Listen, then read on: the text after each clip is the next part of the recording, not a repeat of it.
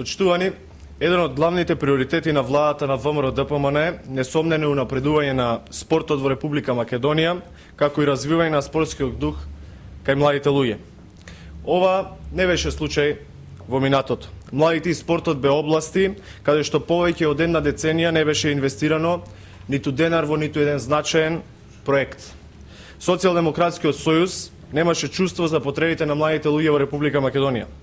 Впрочем, дали се сеќава некој на било каков проект од оваа област кој што бил реализиран од некој од владите на Социјалдемократскиот сојуз?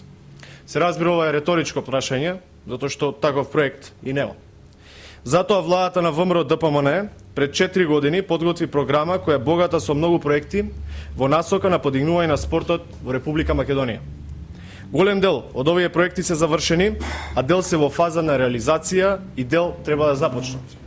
Денес ќе наброиме само дел од нив. Проект 35 спортски сали. Овој проект предвидува изградба на 35 спортски сали на територијата на Република Македонија. Спортските сали се предвидени за повеќе наменски спортови како кошарка, мал фудбал, ракомет, тенис и слично. Завршени со градба се 26 спортски сали и уште една сала е во завршна подготовка и треба да биде отворена во текот на утрешниот ден. Во иднина остануваат уште 8 спортски сали за кои ќе остане да се добие одобрение за градба од локалните власти, како и да се избере изведувач.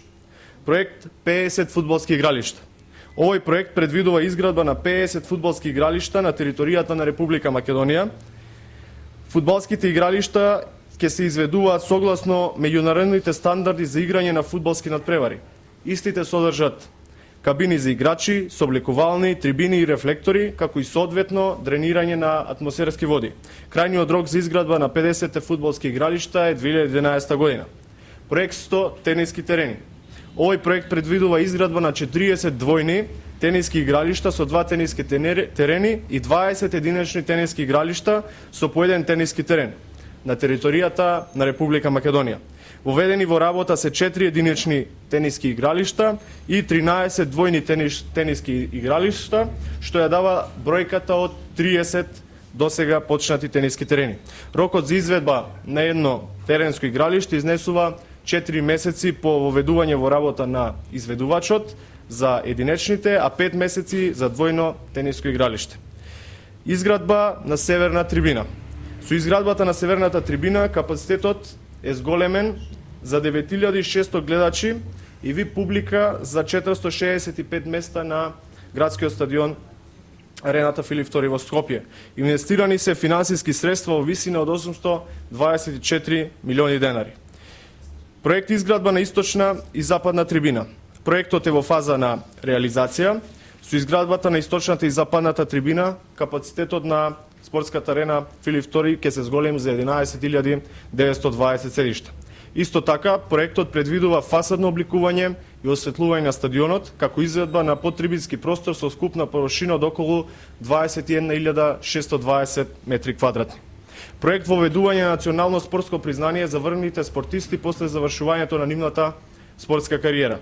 Се реализира идејата за доживотна награда за спортистите кои ја презентирале нашата држава во минатото, кои биле наши амбасадори на спортско поле, наши државни херои. Со ваков вид на признание се стекнаа спортистите кои во минатото освоиле медал на олимписките и параолимписките, како и на светските и европските официјални надпреварувања. Изготвена е уредба од страна на Агенцијата за млади и спорт, со која се утврдија критериумите за стекнување на правото за национално спортско признание за олимписките и неолимписките спортови. Проект стипендирање на млади таленти во спортот. Кон крајот на 2008 година, Агенцијата за млади и спорт започна со доделување на 500 стипендии во висина од 20% од просечната месечна плата во Република Македонија. Изготвена е уредба за стипендирање на талентирани спортисти, со која се утврдија сите поединости врз основа на правата и обврските на спортистите и националните спортски федерации од една страна и Агенцијата за млади и спорт од друга страна. Проект Македонија за секогаш. Се одржа голема кампања за оживување на старите македонски песни под името Македонија за секогаш. Со ова го негуваме културното наследство и на младите им ја доближуваме македонската историја и нејзиното музичко богатство. песните ќе ни послужат за успешно презентирање на уникатноста на македонската музичка творечка дарба.